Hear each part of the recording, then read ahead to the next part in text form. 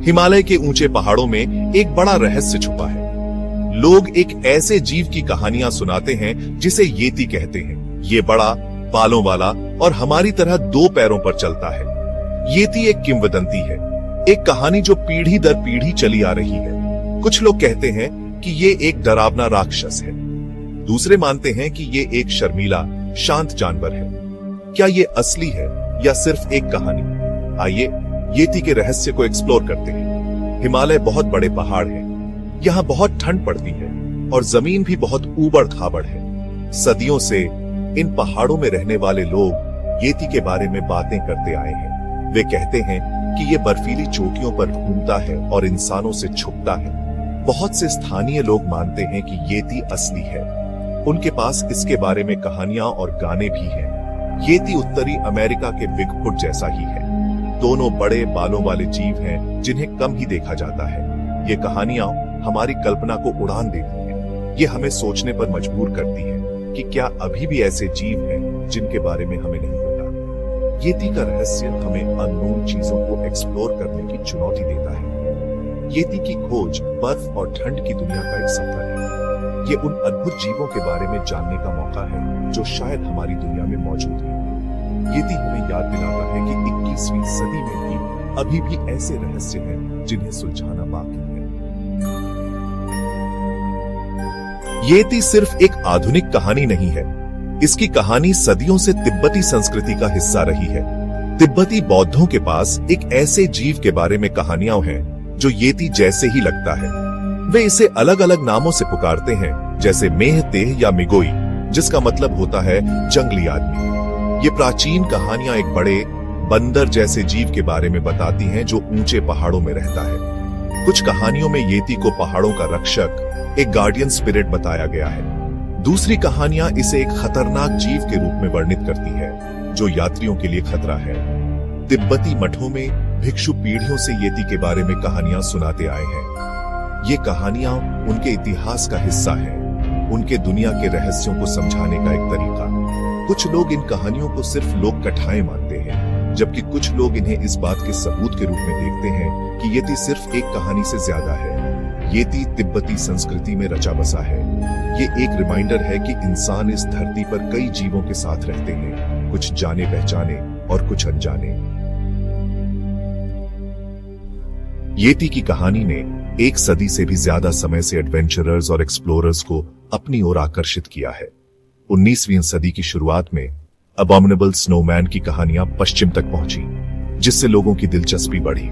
पर्वतारोही और एक्सप्लोरर्स ने इस मायावी जीव के सबूत तलाशने शुरू कर दिए। सबसे फेमस सबूतों में से एक है बर्फ में बड़े पैरों के निशान। ये पैरों के निशान किसी भी इंसान के पैरों के निशान से बहुत बड़े थे, जो किसी विशाल और भारी जीव की ओर इशारा करते थे। कुछ एक्सप्लोरर्स ने दावा किया कि उन्होंने खुद येती को देखा है। उन्होंने इसे एक लंबा, बालों वाला, दो पैरों पर चलने वाला जीव बताया। माउंट एवरेस्ट पर चढ़ने वाले पहले व्यक्ति सर एडमंड हिलेरी ने भी अपने एक्सपीडिशन के दौरान बड़े पैरों के निशान देखने की बात कही थी। हालांकि उन्हें शक था, लेकिन उनकी बात ने येती के बढ़ते रहस्य में और इजाफा कर दिया।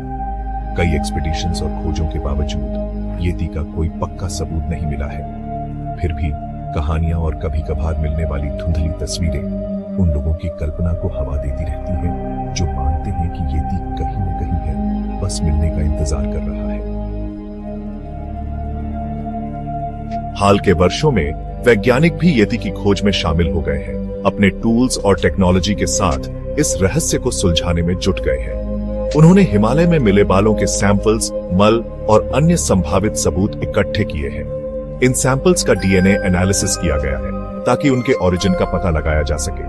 नतीजे दिलचस्प रहे हैं, लेकिन कंक्लूसिव नहीं। कुछ डीएनए एनालिसिस ने येती के सैंपल्स को जाने माने जानवरों, खासकर भालू जैसे भूरे भालू और हिमालयी भूरे भालू से जोड़ा है। इससे पता चलता है कि येती को देखे जाने की कुछ घटनाएं भालू को देखे जाने की गलत पहचान हो सकती है। हालांकि कुछ दूसरे सैंपल्स में ऐसा डीएनए मिला है जो साइंटिफिक डेटाबेसेस में किसी भी जांच जानवर से मेल नहीं खाता।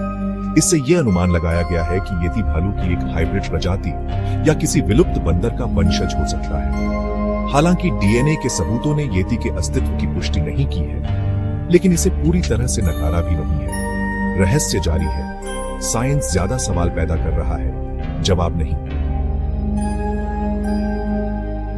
भाग 5, मिथक या हकीकत, येती पर अलग अलग विचार। येती के अस्तित्व को लेकर बहस जारी है, लोगों को दो हिस्सों में बांट रही है, बिलीवर्स और स्केप्टिक्स। बिलीवर्स प्रत्यक्षदर्शी खातों, पैरों के निशान और सांस्कृतिक कहानियों को येती के असली होने के सबूत के रूप में देखते हैं। उनका तर्क है कि सदियों और संस्कृतियों में फैली इतनी सारी रिपोर्ट्स को नजरअंदाज नहीं किया जा सकता। स्केप्टिक्स, जो अक्सर वैज्ञानिक और रिसर्चर्स होते हैं, अभी भी कन्विंस्ड नहीं है। उनका तर्क है कि प्रत्यक्षदर्शी खाते अनरिलायबल हो सकते हैं, डर, कम विजिबिलिटी या यहां तक कि धोखे से प्रभावित हो सकते हैं। वे बताते हैं कि ज्यादातर येती के सबूत सर्कमस्टेंशियल हैं और उनकी अलग अलग व्याख्या की जा सकती है। ठोस सबूतों का न होना, जैसे शरीर या एक साफ तस्वीर, स्केप्टिसिज्म को बढ़ावा देता है। जब तक ऐसे सबूत नहीं मिलते, तब तक येती बहस और अटकलों का विषय बना रहेगा। भाग 6, भालू या दानव, येती की पहचान के बारे में विचार। वर्षों से येती की घटना को समझाने की कोशिश में कई थ्योरीज सामने आई है। सबसे ज्यादा प्रचलित थ्योरीज में से एक ये है कि येती असल में एक भालू है। हिमालय कई भालू प्रजातियों का घर है, जिनमें भूरे भालू और दुर्लभ हिमालयी नीले भालू शामिल हैं। ये भालू थोड़े समय के लिए अपने पिछले पैरों पर चल सकते हैं और बर्फ में उनके निशान किसी बड़े दो पैरों वाले जीव के निशान समझे जा सकते हैं। इस थ्योरी के समर्थकों का तर्क है कि गलत पहचान, डर और लोक कथाओं के साथ मिलकर येती को देखे जाने की कई घटनाओं को समझा सकती है। एक और थ्योरी बताती है कि येती एक जीवित जाइगांटोपिथेकस है, एक विशाल बंदर जो हजारों साल पहले एशिया में रहता था। हालांकि माना जाता है कि जाइगांटोपिथेकस विलुप्त हो गया है। कुछ रिसर्चर्स का मानना है कि एक छोटी आबादी दूरस्थ हिमालय में जीवित रही होगी। हालांकि इस थ्योरी का समर्थन करने के लिए हिमालय में जाइगांटोपिथेकस का कोई फॉसिल सबूत नहीं मिला है। भाग 7, खोया हुआ जीव, एक प्रागैतिहासिक जानवर के रूप में येती के एक जीवित फॉसिल होने का विचार हमारे ग्रह के सुदूर अतीत के एक जीव का बहुत ही कैप्टिवेटिंग है। क्या येती एक बीते युग का अवशेष हो सकता है, एक ऐसी प्रजाति का जीवित सदस्य जिसे लंबे समय से विलुप्त माना जाता है? इस थ्योरी ने दशकों से एक्सप्लोरर्स और क्रिप्टोजोलॉजिस्ट्स की कल्पनाओं को हवा दी है। कुछ रिसर्चर्स हिमालय के विशाल अनएक्सप्लोर्ड क्षेत्रों में छिपे हुए अनडिस्कवर्ड प्राइमेट्स या अन्य बड़े स्तनधारियों की संभावना की ओर इशारा करते हैं। पहाड़ों की एक्सट्रीम परिस्थितियां और दूरदर्शिता उन जीवों के लिए रिफ्यूज प्रदान कर सकती है जो साइंस के लिए अननोन है। हालांकि ठोस सबूतों के बिना येती के एक प्रागैतिहासिक सर्वाइवर होने का विचार अटकलों के दायरे में ही रहता है। भाग 8, अनुत्तरित प्रश्न, येती की पहेली बनी हुई है। दशकों की खोज के बावजूद येती का रहस्य बना हुआ है। हमारे पास अभी भी जवाबों से ज्यादा सवाल है। क्या येती एक असली जीव है, एक गलत पहचाना गया जानवर, या मिथक और कल्पना की उपज? सबूत इनकंक्लूसिव है, जिससे बिलीफ और स्केप्टिसिज्म दोनों के लिए जगह है। एक निश्चित जवाब न होने से ही येती का आकर्षण बढ़ता है। यह अननोन का प्रतिनिधित्व करता है, हमारे ग्रह के उन जंगली जगहों का जिन्हें हमने अभी तक पूरी तरह से एक्सप्लोर नहीं किया है। येती हमें याद दिलाता है कि अभी भी ऐसे रहस्य हैं जिन्हें सुलझाना बाकी है। दुनिया की सबसे ऊंची चोटियों के साये में छिपे हुए राज। येती की खोज रहस्य के केंद्र का एक सफर है, प्राकृतिक दुनिया और उसमें हमारे स्थान के बारे में ज्ञान की तलाश। भाग 9, खोज जारी है, सच्चाई की तलाश।